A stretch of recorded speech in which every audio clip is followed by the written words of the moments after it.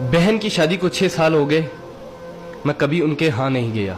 ईद शब रात अम्मी या अब्बू चले जाते थे। एक दिन मेरी बीवी मुझसे कहने लगी कि आपकी बहन जब भी घर आती है उसके बच्चे घर का हशर नशर कर देते हैं, और आपकी माँ जो हमसे चुप चुपा कर कपड़े, साबुन और कभी कभी को चावल के थैले भी भर के दे देती है।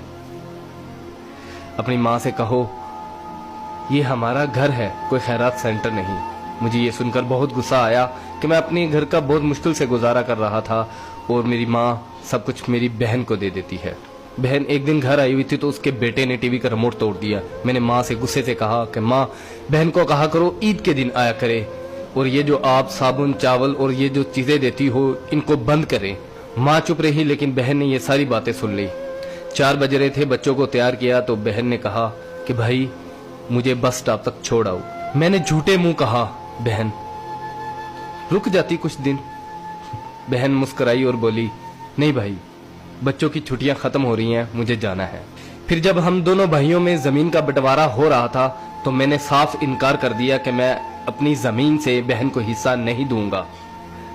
तो माँ ने कहा कि बेटी का भी तो हक बनता है। मैंने गाली देते हुए कहा जो कुछ भी हो जाए मैं बहन को हिस्सा नहीं दूंगा। मेरी बीवी ने भी बहन को बुरा भला कहा, वो बेचारी खामोश थी। बड़ा भाई अलहदा हो गया और मेरे बड़े बेटे को टीबी हो गया और मेरे घर के हालात खराब हो गए। जितना सब कुछ था मैं उसके इलाज पे लगा चुका था। मेरे पास इलाज करवाने के पैसे नहीं थे, मैं बहुत परेशान था।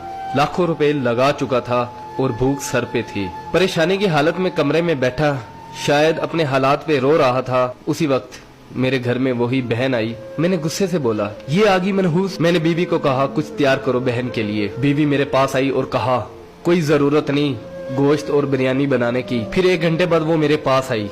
भाई परेशान हो। बहन ने मेरे सर पे हाथ फेरा, कहा बड़ी बहन हूँ तुम्हारी, गोद में खेलते रहे हो, अब देखो मुझसे बड़े लगते हो। फिर मेरे करीब हुई और अपने पर्स से कंगन निकाले और मेरे हाथ पे रख दिए और आहिस्ता से बोली पागल तू एम ही परेशान होता है। बच्चे स्कूल थे, सोचा दौड़ते दौड़ते भाई से मिल आऊं। ये कंगन बेचकर अपना खर्च करो और अपने बच्चे का इलाज करवाओ। शक्ल तो देख जरा तूने क्या हालत बना रखी है। मैं खामोश था, बहन की तरफ देखी जा रहा था। बहन ऐसा से बोली किसी को मत बताना, तुमको मेरी कसम है। मेरे माथे पे बोसा दिया और 1000 रुपया मुझे दिया जो 150 के नोट थे, शायद उसकी जमा पूंजी थी। मेरी जेब में डालकर बोली बच्चों को गोश्त ला देना और परेशान मत हुआ कर। जल्दी से अपना हाथ मेरे सर पे रखा, देख कितने बाल सफेद हो गए। वो जल्दी से जाने लगी तो उसके पैरों की तरफ देखा तो टूटी हुई जूती पहनी हुई थी और पुराना सा दुपट्टा ओढ़ा हुआ था। जब भी आती थी वही दुपट्टा ओढ़कर आती थी। बहन की इस मोहब्बत में मर चुका था मैं। हम भाई कितने मतलब प्रस्त होते हैं, बहनों को पल भर में बिगाना कर देते और बहनें भाइयों का जरा सा दुख बर्दाश्त नहीं करती। मैं हाथ में कंगन पकड़े जोर जोर से रो रहा था, उसके साथ मेरी आंखें भी नम हो गई। अपने घर में खुदा जाने वो कितने दुख सह रही होगी।